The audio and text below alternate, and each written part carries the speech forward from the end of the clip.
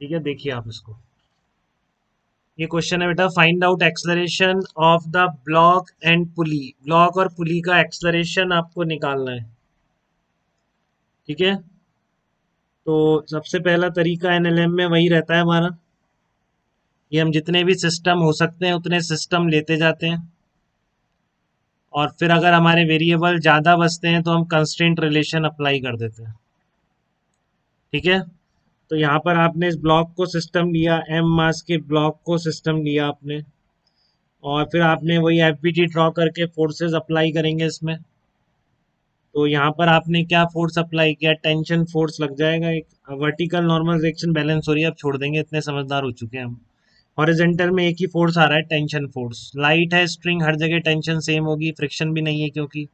ठीक है, तो पुली को सिस्टम कैसे लिखते हैं, चलती हुई पुली को सिस्टम लेना सीखिए आप। चलती हुई पुली को सिस्टम कैसे लेते हैं, देखो इस तरह का सिस्टम लेते हैं चलती हुई पुली। ये स्ट्रिंग का पार्ट है ऊपर, ये भी सिस्टम में ले लेते हैं क्योंकि सब मासलेस है, कुछ ऐसा नहीं।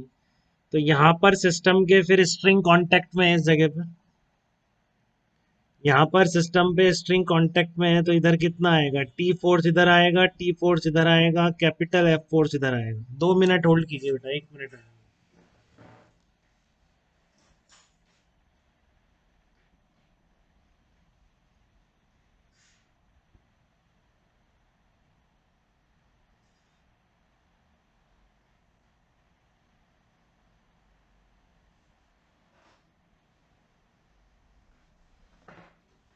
ठीक है, यहाँ पर इस तरह के फोर्सेस लगेंगे बेटा, ये सिस्टम लेंगे, देखो इस तरह से, ये पूरा मासलेस है, पुली प्लस उसके ऊपर का स्ट्रिंग का पार्ट। ठीक है, तो इस ब्लॉक का एक्सलरेशन आप ए मान लो, ब्लॉक का एक्सलरेशन ए मान लिया, पुली का एपी मान लेते हैं।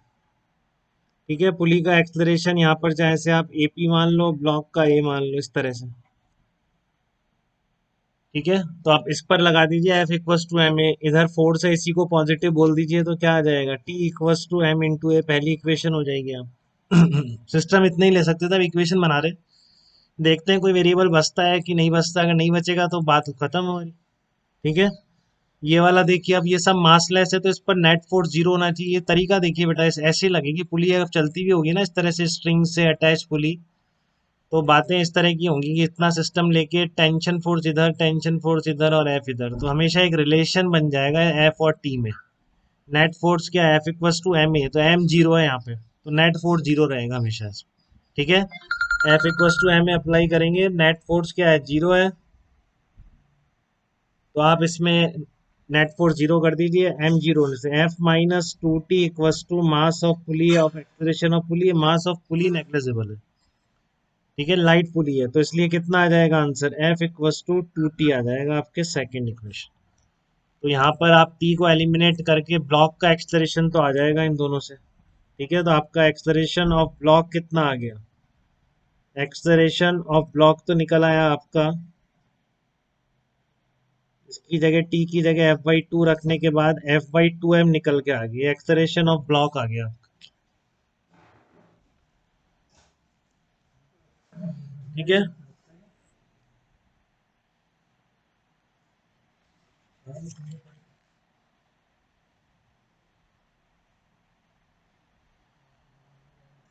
ठीक है, एक्सलरेशन ऑफ ब्लॉक निकल के आ गया आपका। एक्सलरेशन ऑफ पुली अब कैसे निकालेंगे, आपके सिस्टम खत्म हो चुके हैं। ठीक है ना, सिस्टम आपके खत्म हो चुके हैं, केवल आपके पास अब कंस्ट्रेंट का सारा बचा है। तो आपको दिख रही है एक स्ट्रिंग अटैच्ड है पूरी, तो आप इसकी लेंथ कांस्टेंट करके दोनों एक्सलरेशन में रिलेशन निकाल सकते हैं। ठीक है ना, इसकी लेंथ कांस्टेंट करके, बट ध्यान रखें बेटा, दोनों के जो कोऑर्डिनेट्स है डिस्टेंस लेंगे एक्सलरेशन निकालने के लिए, वो ग्राउंड पे फिक्स पॉइंट से लेनी है आपको। ठीक है ना, ग्राउंड पे फिक्स पॉइंट से लेंगे हमेशा। तो आपका एम मास का ब्लॉक है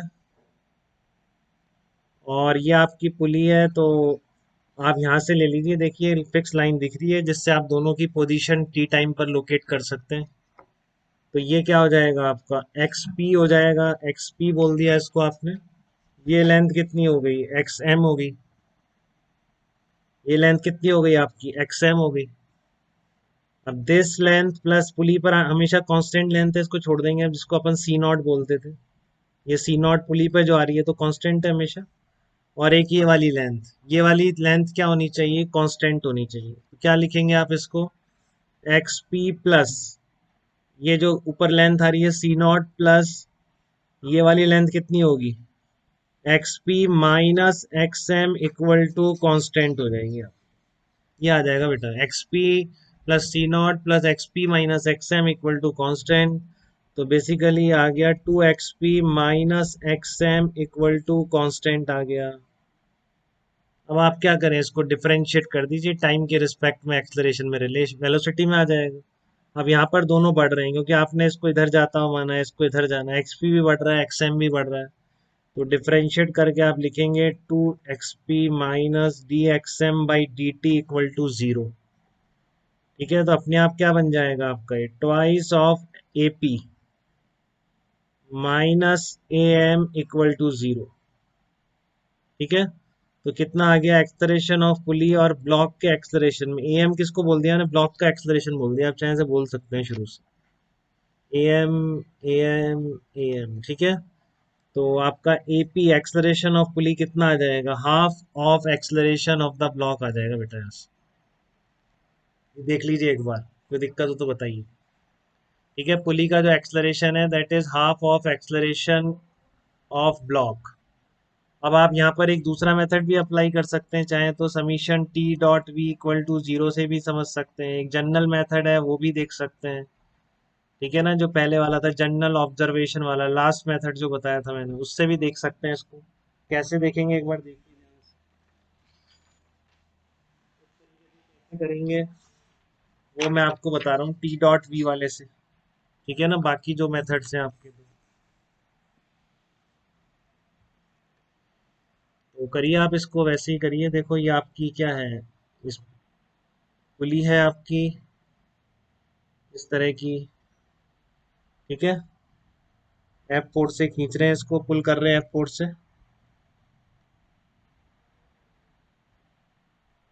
एम मास का ब्लॉक है।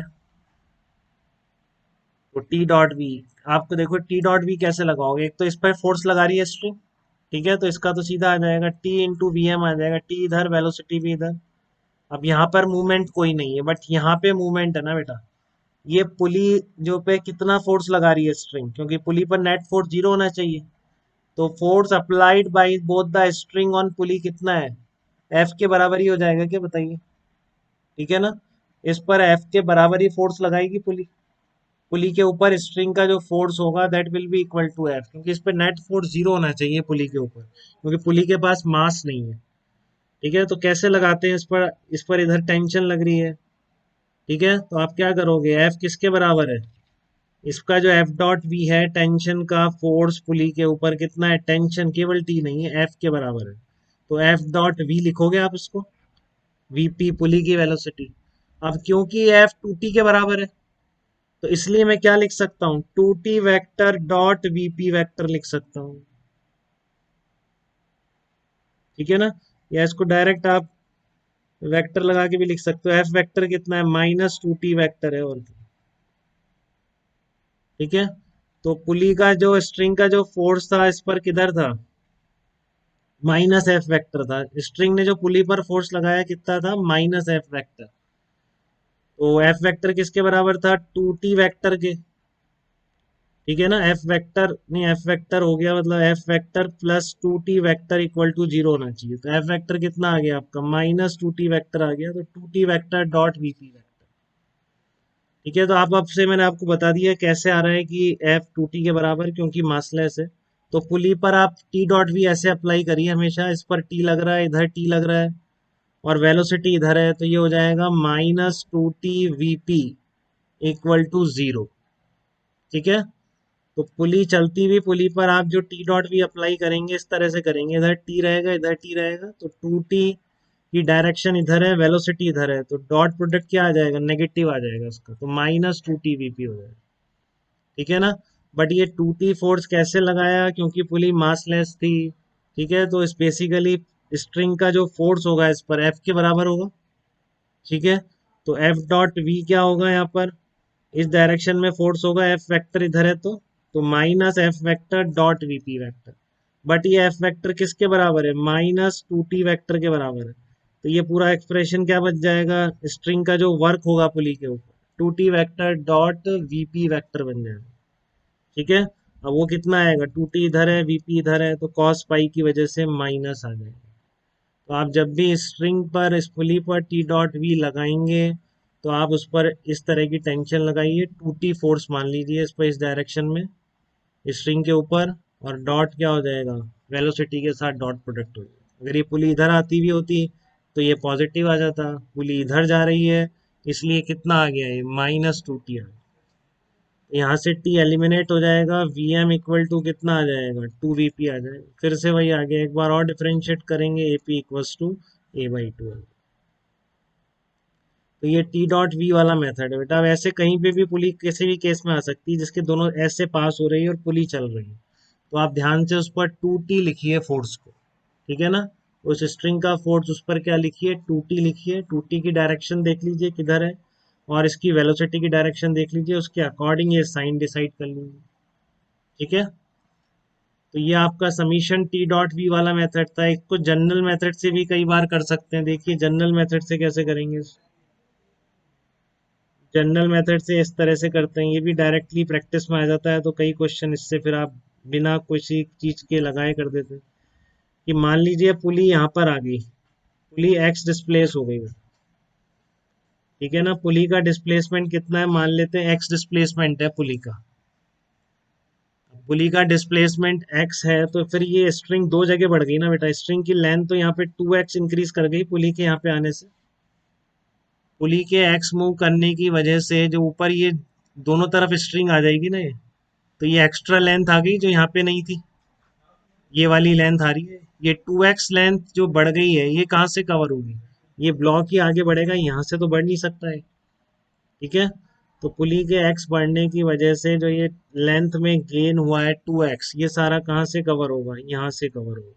तो पुली अगर एक्स चलेगी तो ये ब्लॉक कितना चलेगा, 2x चलेगा। तो इसलिए velocity of block 2m, velocity of block m हमेशा क्या होगी, ट्वाइस ऑफ वीपी होगी। या फिर इससे आप बोल सकते हैं एक्सलेरेशन ऑफ पुली, यहाँ लिख दीजिए acceleration of pulley equal to am/2। ठीक है, तो आपका ये जनरल मेथड है, इससे भी कई बार आपको हेल्प मिल जाएगी। ठीक है, बट कॉम्प्लिकेटेड केस में नहीं लगता बेटा, ये हमको दिखता नहीं, 2-3 पुली आ जाएगी, फिर या तो ये लगेगा हर पॉइंट पर टी डॉट वी। तो यहाँ पर एक स्ट्रिंग अटैच थी टी वी, पुली पर कितना फोर्स है, हमेशा 2t है, लाइट पुली हमेशा, तो -2t इंटू वीपी, क्योंकि 2t इधर लग रहा है वेलोसिटी। ये आपको समझ में आए तो कोई दिक्कत की बात नहीं है। ठीक है, आपको ये अप्लाई करना डायरेक्टली आना चाहिए, ये मैंने जस्ट बताने की कोशिश करी है कि जो स्ट्रिंग है वो पुली पर कितना फोर्स लगा है, तो वो एफ के बराबर आएगा, बट एफ किसके बराबर है, 2t के बराबर है। तो इसलिए क्या हो गया, -2t इंटू वीपी लिख दिया अपन ने। 2t की डायरेक्शन ये है, पुली की वेलोसिटी की डायरेक्शन ये है। ठीक है, तो यहाँ से वेलोसिटी ऑफ एम कितना आ गया, ट्वाइस ऑफ वीपी आ गया। एक बार और डिफरेंशिएट कर देंगे तो एपी इक्वल्स टू a/2। तो आप किसी भी मेथड से करिए, अब आपकी मर्जी है। पहला मेथड जरूर आना चाहिए, बाकी सब माया मुँह है। ठीक है ना, ये सब माया मुँह वाले मेथड है, बट ये पहला मेथड जो मैंने बताया, फिक्स पॉइंट से डिस्टेंस लिख के लेंथ कांस्टेंट करने वाला, ये आपको जरूर आना चाहिए। बाकी धीरे धीरे प्रैक्टिस में आ जाए तो बहुत अच्छी बात है, नहीं तो आप पहले मेथड से ही करते रहिए। ठीक है, क्लियर है, समझ में सब आनी चाहिए ढंग से, क्योंकि कब क्या जरूरत पड़ जाए पता नहीं, तो समझ में सब आनी चाहिए। प्रैक्टिस आप चाहे से पहले की रखें, कोई दिक्कत नहीं।